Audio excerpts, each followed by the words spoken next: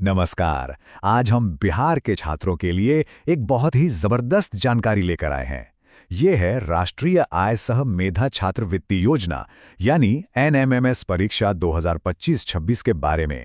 ये पढ़ाई के लिए एक बहुत बड़ी आर्थिक मदद साबित हो सकती है, खासकर उन स्टूडेंट्स के लिए जो बिहार के सरकारी स्कूल में 8वीं क्लास में पढ़ रहे हैं। उनके लिए तो ये एक सुनहरा मौका है। तो चलिए इसके बारे में सब कुछ विस्तार से जानते हैं। ठीक है, तो सबसे पहले तो यही समझना जरूरी है कि आखिर ये एनएमएमएस स्कॉलरशिप है क्या चीज। देखिए, एनएमएमएस का पूरा नाम है राष्ट्रीय आय सह मेधा छात्रवृत्ति योजना। ये एक स्कॉलरशिप एग्जाम है और ये खास तौर पर उन स्टूडेंट्स के लिए डिजाइन किया गया है जो 2025-26 के सेशन में बिहार के सरकारी स्कूलों में 8वीं क्लास में पढ़ रहे हैं।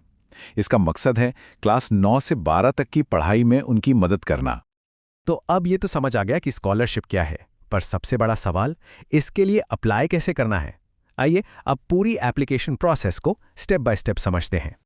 देखिए, पूरा का पूरा प्रोसेस ऑनलाइन है। स्टूडेंट्स के लिए ऑनलाइन एप्लीकेशन की विंडो 26 जनवरी से 15 फरवरी 2026 तक खुली रहेगी। और ध्यान रहे, स्कूलों को इन एप्लीकेशंस को ऑनलाइन अप्रूव करना होगा 16 फरवरी 2026 तक। तो ये डेट्स बहुत बहुत ज़रूरी हैं, इन्हें कहीं नोट कर लीजिए। ठीक है, एप्लीकेशन हो गई। अब आता है सबसे बड़ा दिन, एग्जाम का दिन। तो चलिए देखते हैं कि एग्जाम से ठीक पहले क्या क्या जरूरी काम करने हैं।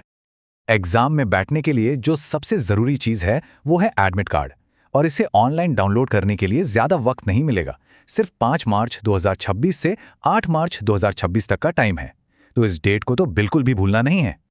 और फिर वो तारीख जिसके लिए सारी मेहनत है, एग्जाम की डेट है 8 मार्च 2026। इसी दिन पर सारा फोकस रखना है।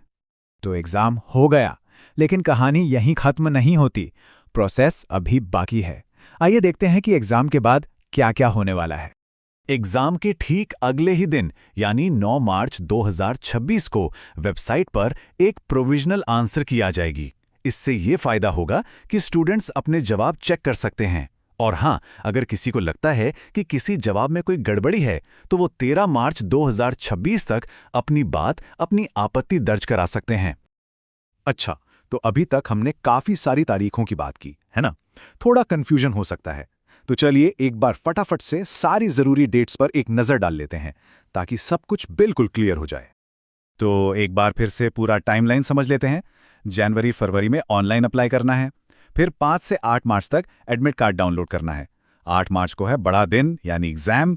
9 मार्च को आंसर किया जाएगी और फिर 13 मार्च तक ऑब्जेक्शन फाइल करने का आखिरी मौका होगा। बस यही है इस पूरी प्रक्रिया का निचोड़।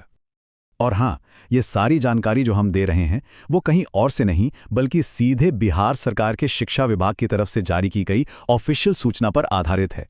तो मतलब ये जानकारी पूरी तरह से पक्की और भरोसेमंद है।